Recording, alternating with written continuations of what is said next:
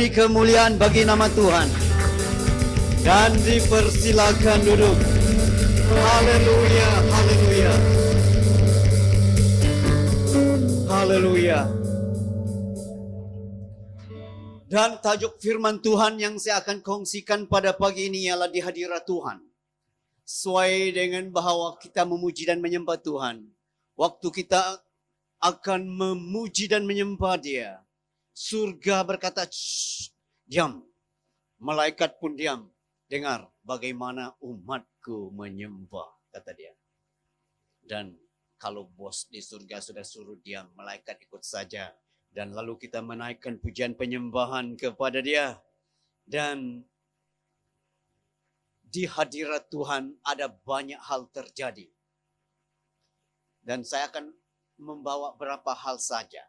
Tapi sebelum itu saya ingin sampaikan bahwa selamat Hari Ibu kepada setiap pribadi ibu kita. Wah, ada orang berkata dengan saya pada pagi ini, wah, Mother's quite happy, ya quite happy, tapi kita punya handphone yang hang kena mereka. Oh, betul apa nama tuh? WhatsApp datang, bunga hang. Ya ampun, paksa mau beli handphone lebih canggih, lebih besar dia punya apa? Memori, lebih besar, oke? Nah, selamat Hari Ibu, oke? Betul lah, selamat Hari Ibu. Nah, saya masih ingat pada zaman saya masih kecil ada nyanyian anak yatim piatu, anak yatim piatu. Dia berkata, tanya kepada gelas, gelas kaca. Siapakah diriku? Katanya kan, zaman dahulu kala. Mungkin saya dengan angkutan mungkin tahu. Atau yang lain, kamu yang muda ini langsung tak tahu nyanyi itu. Dia kata bahwa dia ingin pulang kepada ibunda tersayang. Padahal dia tidak tahu siapa ayah dan ibu. Nah, banyak ada negara-negara di mana bahwa mereka, anak-anak ini dibuang. Okay? Ditinggalkan di tepi jalan. Karena negara miskin. Penduduknya terlalu padat, orang tidak mau ambil risiko, dan anak ditinggalkan di tepi jalan, dan ini diambil dan dibawa ke tempat-tempat yatim piatu, dan di tempat yatim piatu mereka membesar, dan mereka tidak tahu siapa ayah dan ibu, dan sampai mereka menyanyikan, bertanya kepada gelas kaca, tidak kenal siapa diri mereka, dan dia mau pulang kepada pangkuan ibunda tersayang. Kasihan juga dengar nyanyi itu, dan ya boleh menitiskan air mata juga. Betapa memerlukan seorang ibu. Amin. Nah, selamat Hari Ibu. Di hadapan Tuhan, seorang ibu itu siapa? Ialah makhluk yang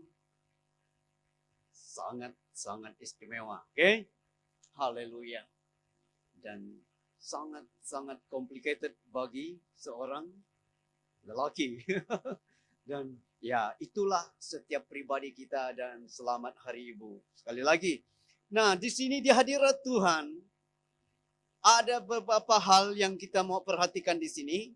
Dari Yohanes 5 ayat 2 sampai 4. Yohanes 5 ayat 2 sampai 4. Ayat ini berkaitan dengan sebuah kejadian mukjizat di kolam Bethesda. Saya ingin baca bagi kita, di Yerusalem dekat pintu gerbang domba ada sebuah kolam yang dalam bahasa Ibrani disebut Bethesda. Ada 5 serambinya, ataupun ada 5 tepinya yang dimana orang boleh duduk.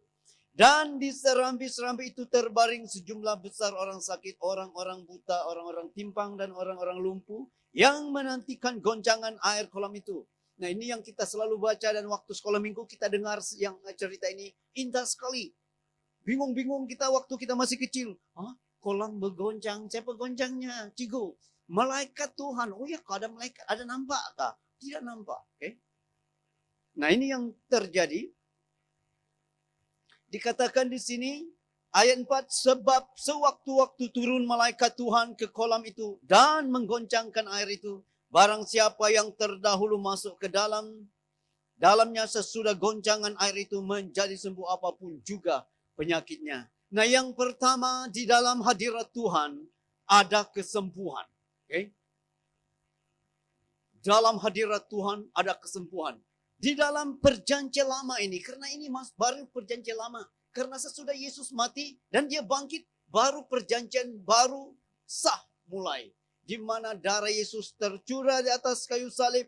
Dan itulah darah perjanjian. Perjanjian baru ialah perjanjian kasih karunia Tuhan. Kita diselamatkan karena kemurahan kasih Allah. Karena kita percaya kepada dia. Amin. Karena sebelum itu setiap orang berlomba-lomba. Setiap orang habis-habisan mau buktikan dirinya dia baik di hadapan Tuhan.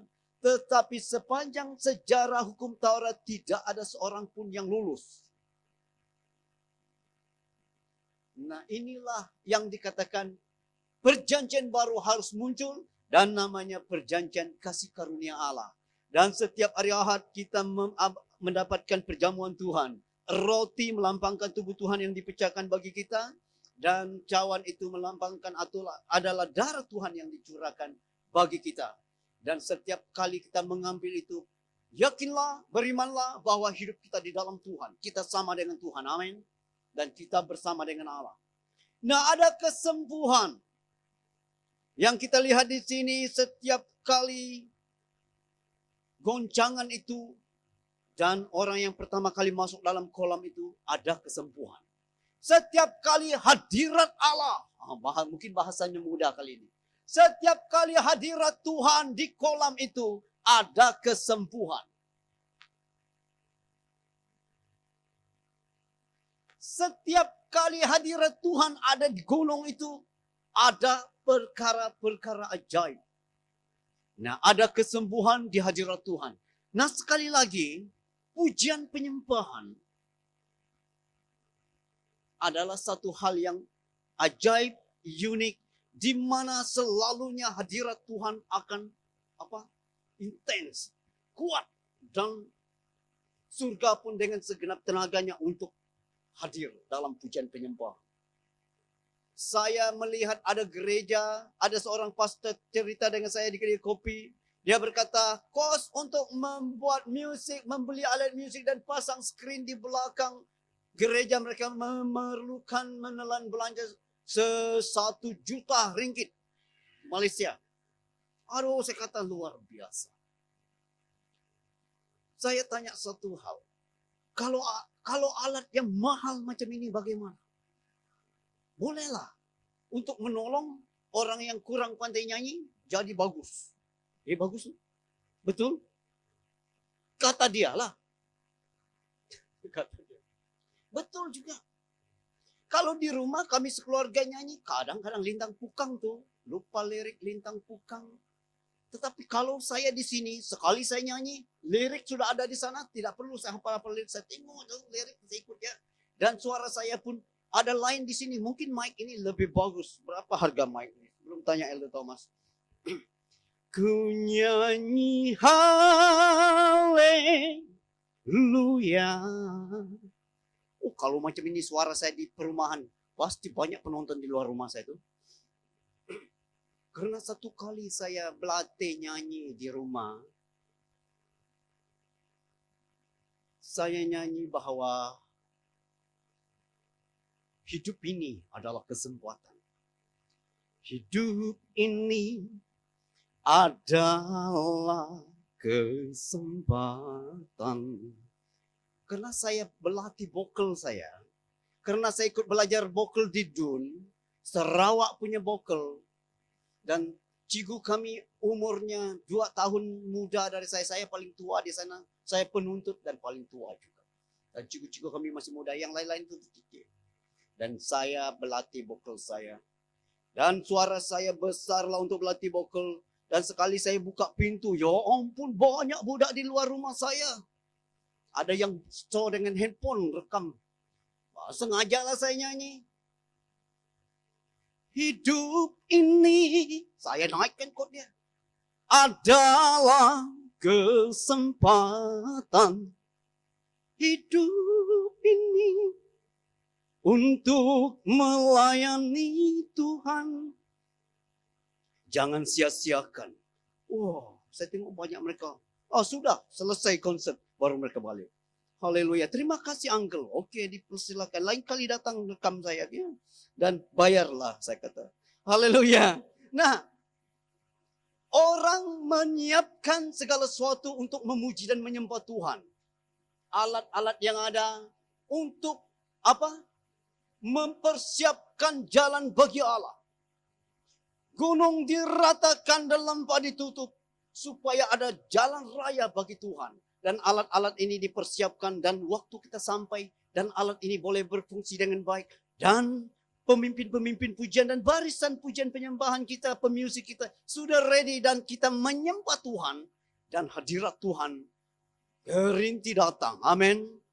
Nah macam-macam juga kita datang dengan emosi kita. Kadang-kadang kita mau hadirat Tuhan macam ini. Tetapi saya yakin begini, bahwa hadirat Tuhan tetap ada dan kuat. Amin. Apalagi tengah musik-musik yang tadi, ku nyanyi haleluya. Sekali musiknya tengahnya, waduh. Mungkin kita boleh buat nanti, ready ya? Saya suka musik itu tadi. Wow, macam dia bunyinya betul-betul memanggil surga untuk ikut serta. Dan kalau kita beriman bahwa Tuhan hadir, ada kesembuhan. Amin. Haleluya. Tak perlu saya angkat tangan. Dalam nama Yesus sembuhlah kau. Sembuh sendiri karena hadirat Tuhan. Amin. Kalau kita lihat di sini, hadirat Tuhan waktu goncangan itu, siapapun yang dahulu terjun sembuh. Hoi, luar biasa Tuhan. Indah sekali. Indah sekali. Di hadirat Tuhan ada kesembuhan. Ada penyakit yang sangat sukar, tidak dapat disembuhkan oleh dokter, tidak ada obat. Dan di hadirat Tuhan, kamu akan melihat bagaimana Allah hadir. Saya masih ingat, adik saya kena leukemia pada umur 19 tahun. Tak ada obat. Tetapi di dalam satu kebaktian, hadirat Tuhan nyata dan kuat sekali. Hanya dinyanyikan bahwa apa? El Shaddai. El Shaddai. El Shaddai. Allah Maha Kuasa. Bukan nyanyi karena mau apa? Tetapi karena nyanyi karena takut juga bahwa adik kita sakit. Sebentar lagi akan pergi kembali ke surga karena tidak ada obat, kata dokter. Tetapi kita nyanyi habis-habisan. Ya ampun. Berkat melimpah. Dan ada kejadian mukjizat di dalam hadirat Tuhan. Ada orang jatuh di sini, ada orang nangis di sini, ada orang melompat di sana, ada orang menari di sana. Dan adik saya antara yang jatuh. 1 jam kemudian bangun dan dia kata telinganya yang sudah tuli, dia dapat dengar. Halo, oh jangan. Cek dengan dokter, sembuh dan hidup sampai pada hari ini. Haleluya, beri kemuliaan bagi nama Tuhan. Nah, saya sangat yakin kuasa Allah seperti ini terjadi di dalam ibadah. Waktu pujian penyembahan tiba, kita ready hati dan mulut kita untuk memuji dan menyembah Tuhan. Karena surga sudah siap dan waktu kita menyembah Dia, hadirat Tuhan datang dan ada kesembuhan.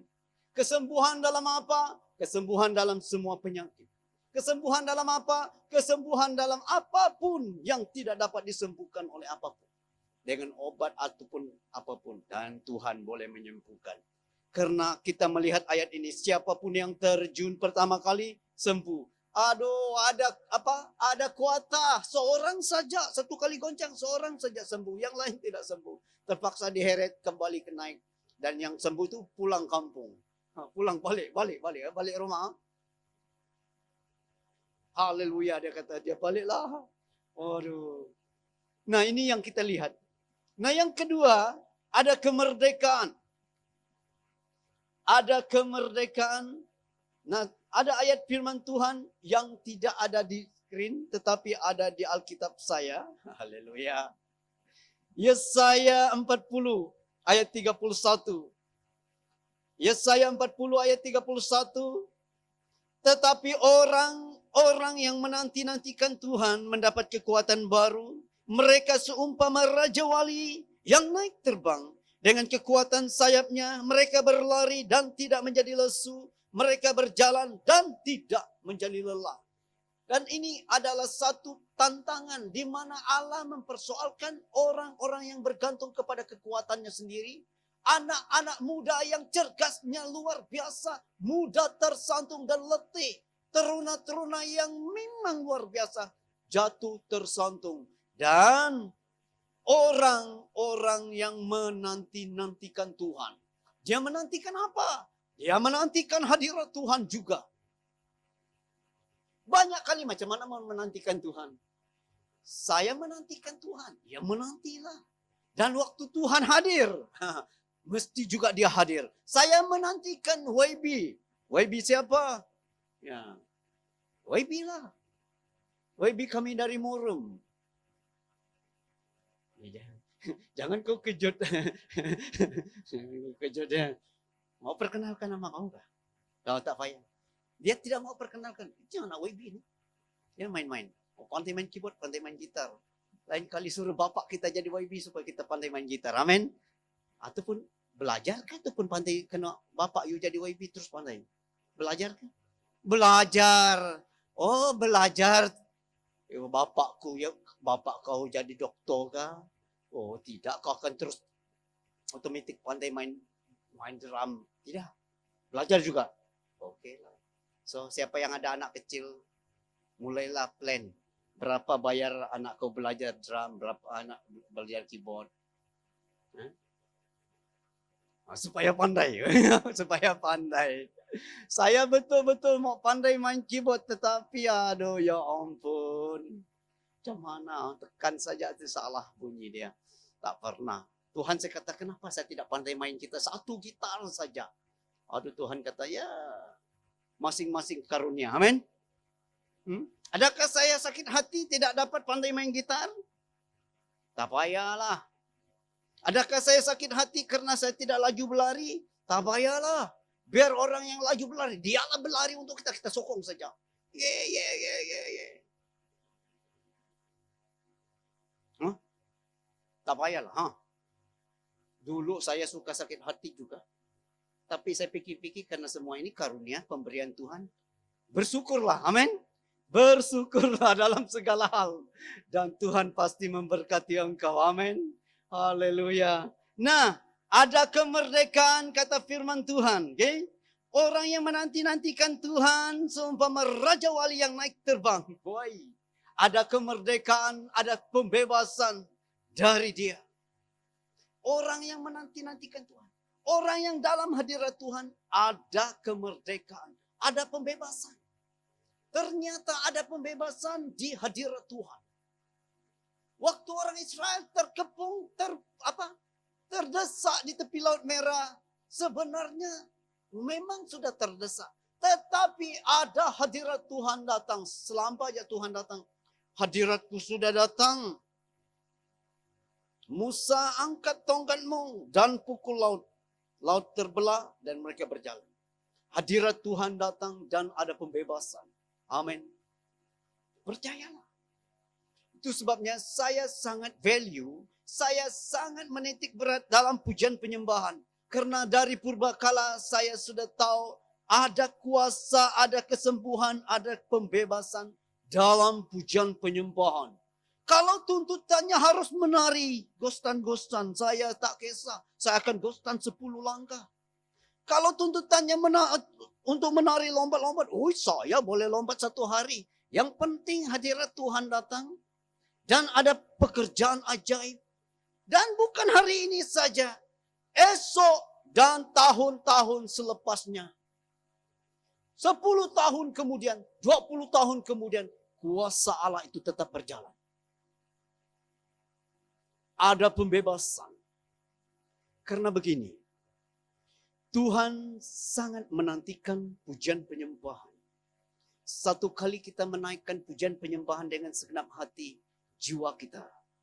Itu sangat berarti bagi surga. Dan surga akan bertindak. Dan surga akan ingat engkau selamanya. Amin. Haleluya. Ada orang datang di hadirat Tuhan dengan penuh hati yang remuk. Hati yang penuh kehancuran. Dan Tuhan berkata, aku sangat dekat dengan orang yang remuk hatinya. Luar biasa Tuhan. Dan dalam pujian penyembahan ada kemerdekaan. Apapun yang kita terikat, hadirat Tuhan boleh sapu habis, sapu luis. Membebaskan engkau, membebaskan saya, membebaskan siapa saja. Luar biasa hadirat Tuhan. Ada orang tidak peduli dengan hadirat Tuhan. Sekali lagi, ada orang tidak peduli dengan hadirat Tuhan. Dan kalau engkau tidak peduli dengan hadirat Tuhan, engkau akan kehilangan kesempatan-kesempatan dari surga. Haleluya. Kesempatan dari surga boleh mengubah. Nah, ada pembebasan kata firman Tuhan dalam Yesaya. Orang yang menanti-nantikan Tuhan. Yang dia nantikan ialah hadiratnya. Nah, yang ketiga di sini ialah dapat mengenal Dia. Di hadirat Tuhan kita dapat mengenal Dia secara roh. Ada pada Matius 17, mungkin tidak ada di sini, ada dalam firman Tuhan, ayat firman Tuhan saya, Alkitab saya ada, Matius 17 ayat 1 sampai 3. Wow. Matius 17 ayat 1 sampai 3. Ayat 1 berkata, 6 hari kemudian Yesus membawa Petrus, Yakobus dan Yohanes saudaranya, dan bersama-sama dengan mereka ia naik ke sebuah gunung yang tinggi. Di situ mereka sendiri sahaja. Ayat 2. Lalu Yesus berubah rupa di depan mata mereka. Wajahnya bercahaya seperti matahari dan pakaiannya menjadi putih, bersinar seperti terang. Ayat 3. Maka nampak kepada mereka Musa dan Elias sedang berbicara dengan dia. Nah, kalau kita lihat ayat ini, Yesus membawa Petrus, Yohanes, dan Yakobus naik ke sebuah gunung yang tinggi dan tiba-tiba hadirat Tuhan datang. Mukanya bercahaya seperti matahari. Seperti matahari. Bayangkan.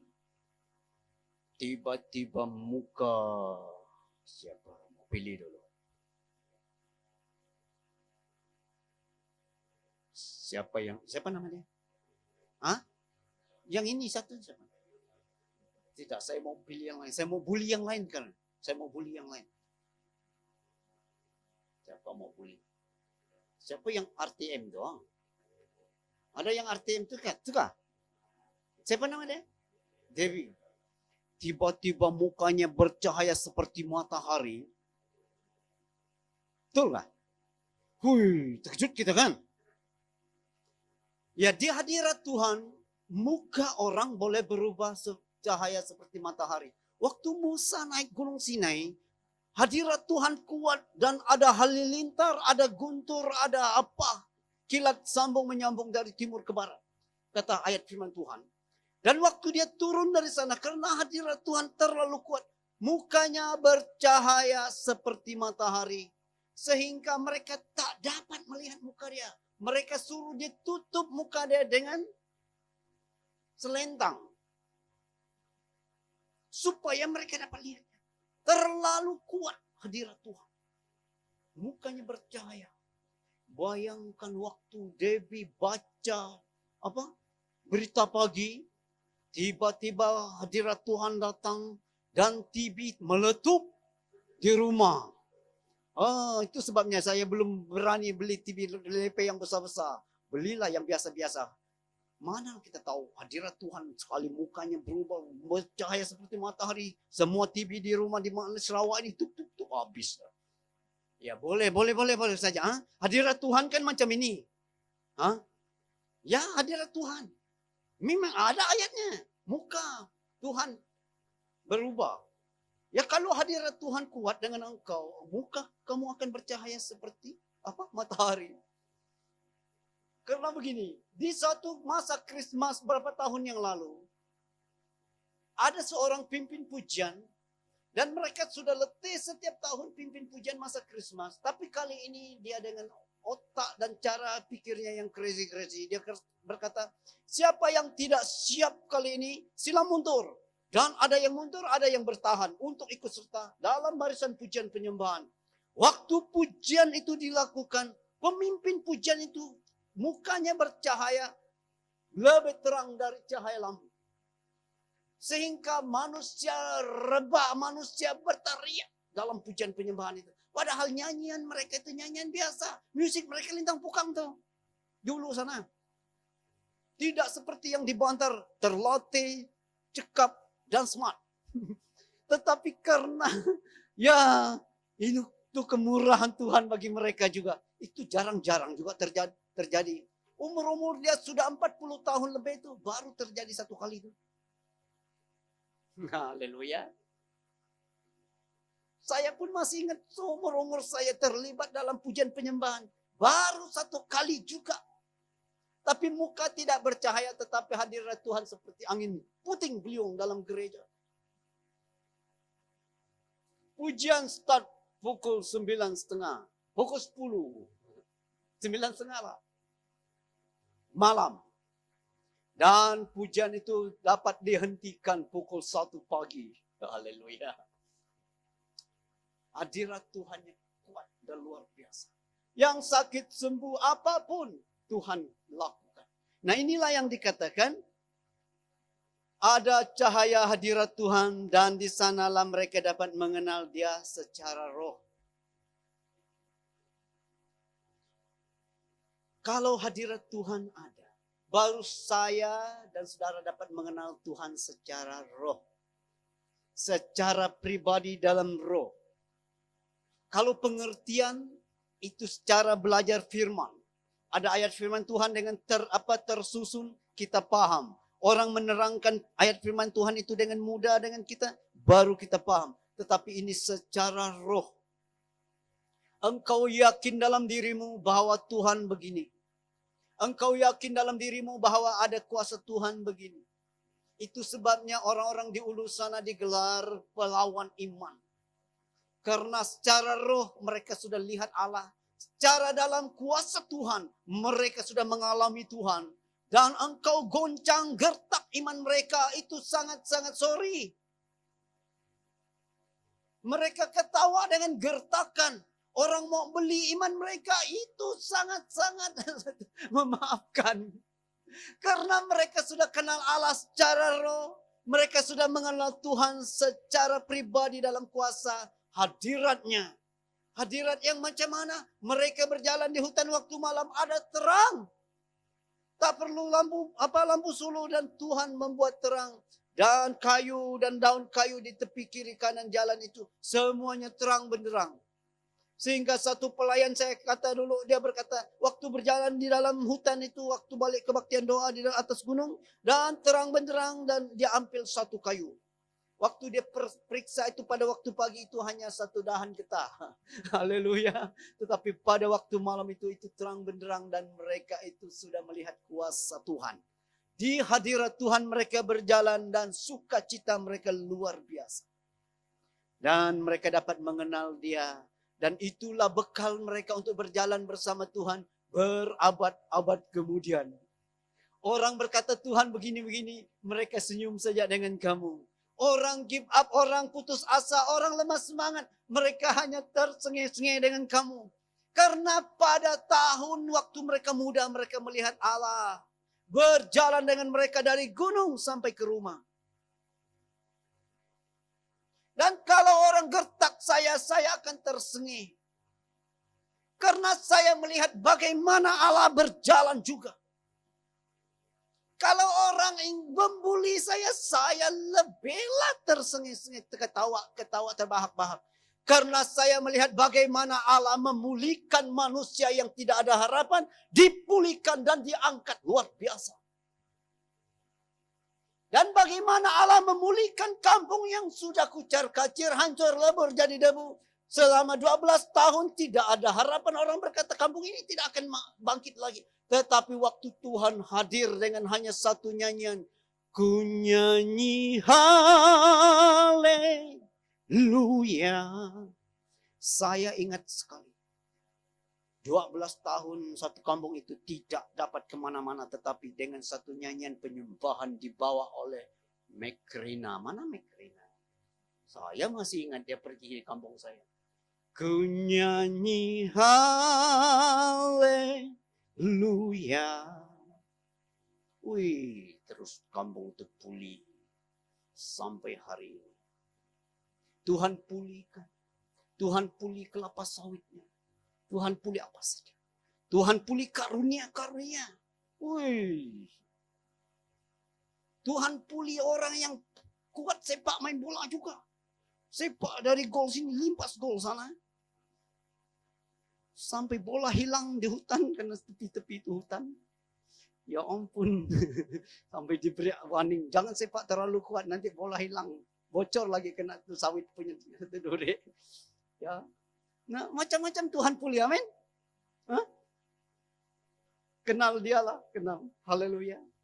Luar biasa Tuhan, di hadirat Tuhan ada kesembuhan, ada kemerdekaan. Dan kita dapat mengenal dia secara roh, secara pribadi di hadirat Tuhan. Waktu orang gertak dan waktu orang bully kita tentang Tuhan. Yesus tidak Tuhan, saya tersengih-sengih. Karena bagi Tuhan, bagi saya Tuhan itu tetap Tuhan. Dia tetap Allah, dia tetap Tuhan dan bagi dia tidak ada yang mustahil. Dan saya sudah melihat pekerjaan Allah itu. Dan tidak mungkin juga saya terkeliru. Dan tidak mungkin juga saya akan ghostan. Karena saya telah melihat Allah. Waktu saya di Serian dalam penginjilan. Saya bawa motosikal dan jalan raya itu terus. Sampai spok motosikal saya patah, pancitlah. Dan saya tanya kepada orang-orang di sana, kenapa jalan ini tidak dibagus? Oh, tidak ada peruntukan pastor. Tai Mahmud tidak. Oh, Tai Mahmud pun tidak mau. Oke, dalam nama Yesus, jalan raya ini tar. Baru berapa bulan kemudian, orang Brunei datang cari kubur datuk mereka. Dan ternyata di hujung kampung itu ada kubur datuk Sultan Brunei. Waktu mereka tanya kepada orang itu, memang orang itu kata, so kubur itu. Dan memang ada tulisan, dimanapun saya mati, disitulah saya dikuburkan. Memang sah. Dan mereka datang bawa kereta. Nah, kenapa jalan raya ini? Oh, nanti kami datang buatnya. 1 bulan kemudian orang datang bawa lori, orang tar. Jalan raya itu ditar luar biasa cantiknya. Seperti lantasan kapal terbang waktu malam. Wih, saya speed motosikal saya sana. Saya habis speed motosikal. Baru tahu. Lepas saja dia punya tuh. Terus tak mau break lagi. Sampai di ujung kampung. Nah, ada kolam sana. Ya, memang waktu kita masih muda, memang begitulah. Saya tahu betul bentuk tuh. Habis sampai polis tahu. Kenapa? Kenapa laju sangat? Tidak apa. Karena di sini 180 kilo. Buat apa orang tulis? Tulislah 190. Jangan tak sampai lebih-lebih. Kalau dia lebih, polas habis. Dan jalan raya itu ditar. Dan itu urusan Tuhan. Amin. Dan kalau orang berkata Tuhan itu tidak Tuhan, itu tidak mungkin. Sultan Brunei saja turut serta ikut tunduk kepada doa, kepada Yesus yang kita minta. Datanglah Sultan Brunei, tar jalan. So kalau orang berkata bahwa Tuhan itu tidak betul, oh sorry saja. Itu ayat untuk setan saja, bukan untuk saya kata. Haleluya. Nah, kita kenal siapa Tuhan kita, amin. Harus kenal Tuhan siapa dia.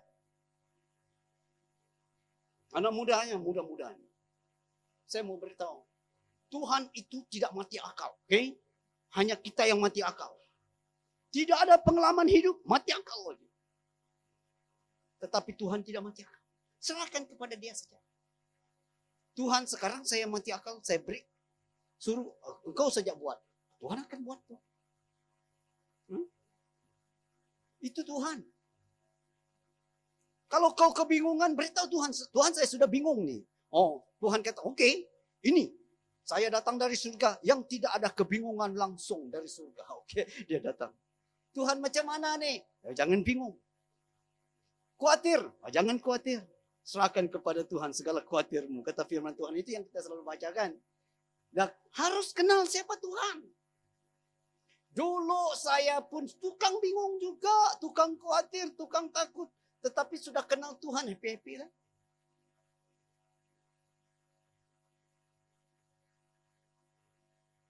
Ada yang bingung cari pasangan hidup? Kalau sudah bingung, beritahu Tuhan. Kan Tuhan itu kan.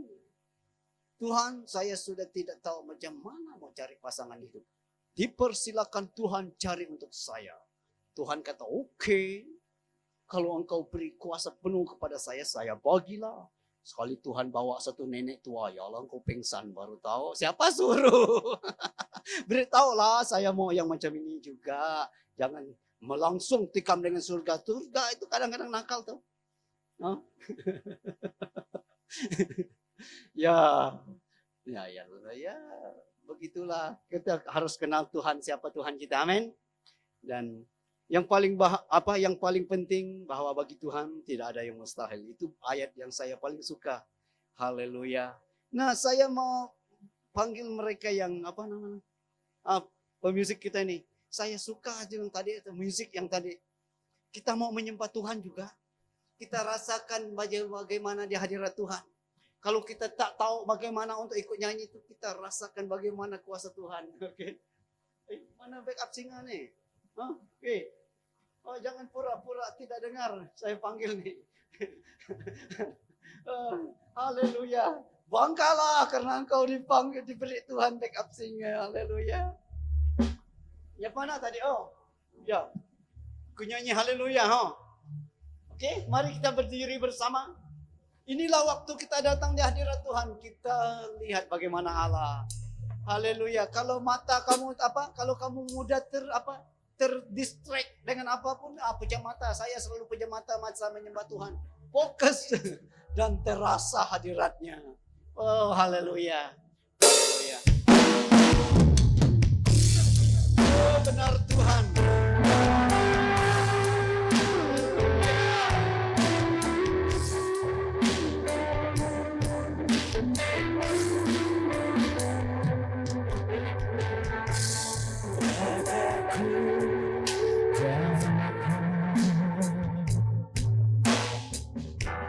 Menyembahmu di sini,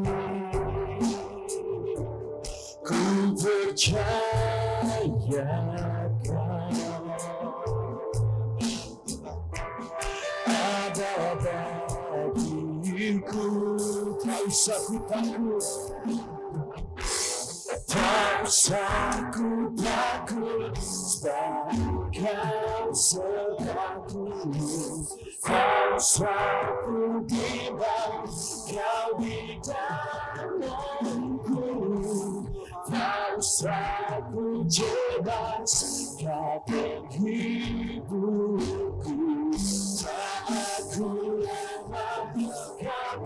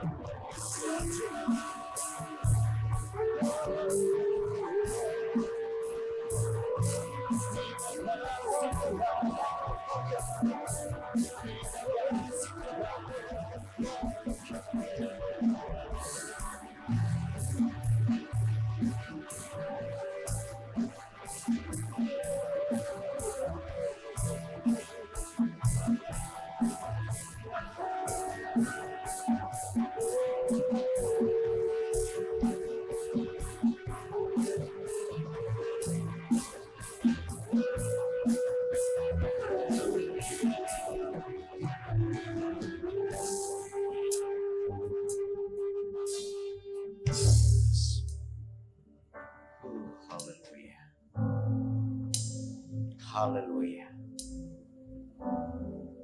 Benar Tuhan, hadirat-Mu kami perlukan. Hadirat-Mu kami nantikan. Karena di hadirat-Mu kami kuat.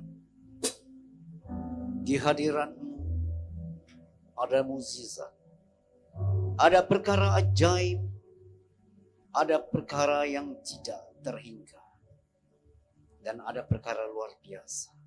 Terima kasih Tuhan. Terima kasih Yesus. Dalam nama Yesus kami berdoa. Amin. Haleluya. Beri kemuliaan. Amin. Haleluya.